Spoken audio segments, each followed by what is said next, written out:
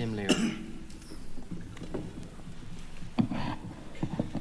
Well, it's a great pleasure for me to be here on this occasion.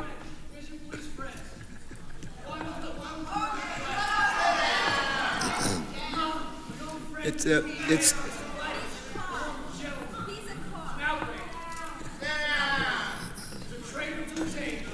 Later, you can talk. Right now, let him talk. Okay? It's a great pleasure to be here on this occasion. Well, we're going to have a good time, no matter what comes, right?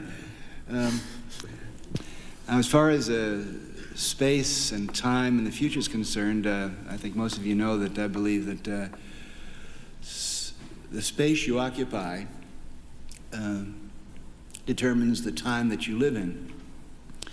If you go back to the Middle East, you're going back 4,000 years, you're going back to your midbrain, and the reality that you have to deal with there is determined by the fact that you are there. If you're having a discussion in Belfast, Ireland today, the fact we were there would mean that the key issue would be shaking down Catholics and Protestants.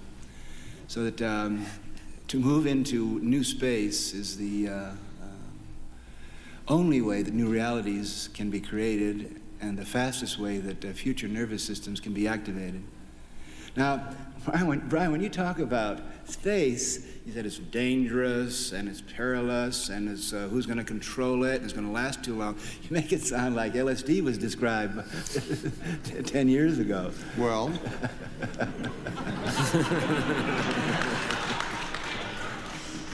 William, do you want to say something? Well, I feel that the human race may well be in a state of neotony. And that means simply that you take a tadpole that remains a tadpole and doesn't develop into a frog is in a state of neotony, or a salamander that never drops its gills and gets out of the water. And that we are stuck in this dimension of time. And we can't really conceive of anything beyond that, but that space is something beyond that, which is inconceivable, or difficult to conceive for people living in time. And the point is that time is a resource, and time is running out. That's why we have to go into space, just as the fish had to leave the water when the pond started to dry up.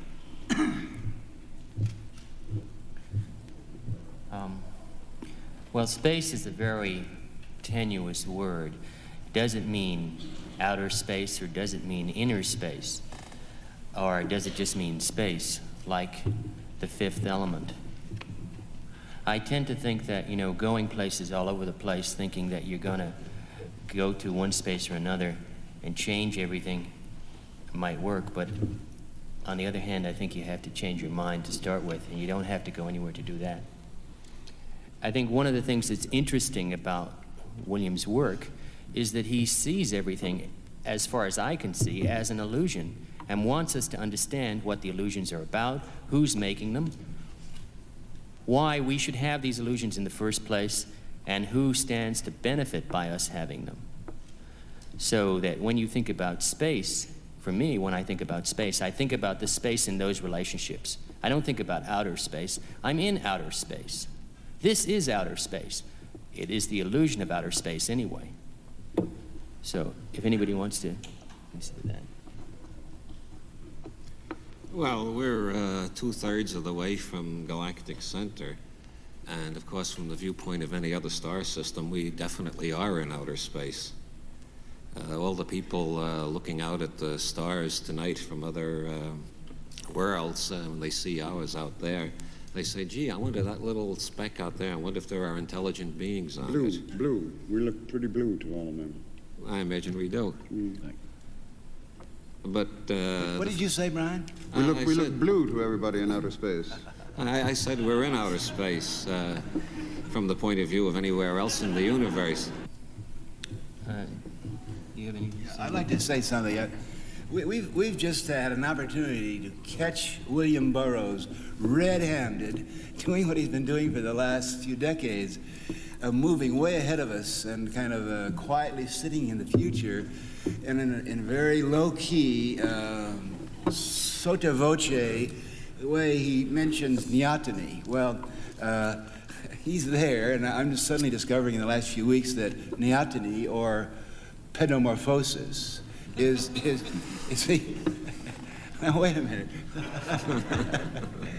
is the hottest issue in evolution. It is the number one tactic that the DNA code has always used. The egg wisdom has always used this tactic. If you want to evolve a species, what you do is you keep it from becoming adult. And Bill and I have read many of the same books, and we could give you probably hours of illustrations of how the dinosaurs, for example, developed an adult species which was over-specialized in control of territory. If Over-specialized scum, Leary! Scum! Fucking training guy! Where is he? Keep going. Definitely, no. What I think is that time has to do with form.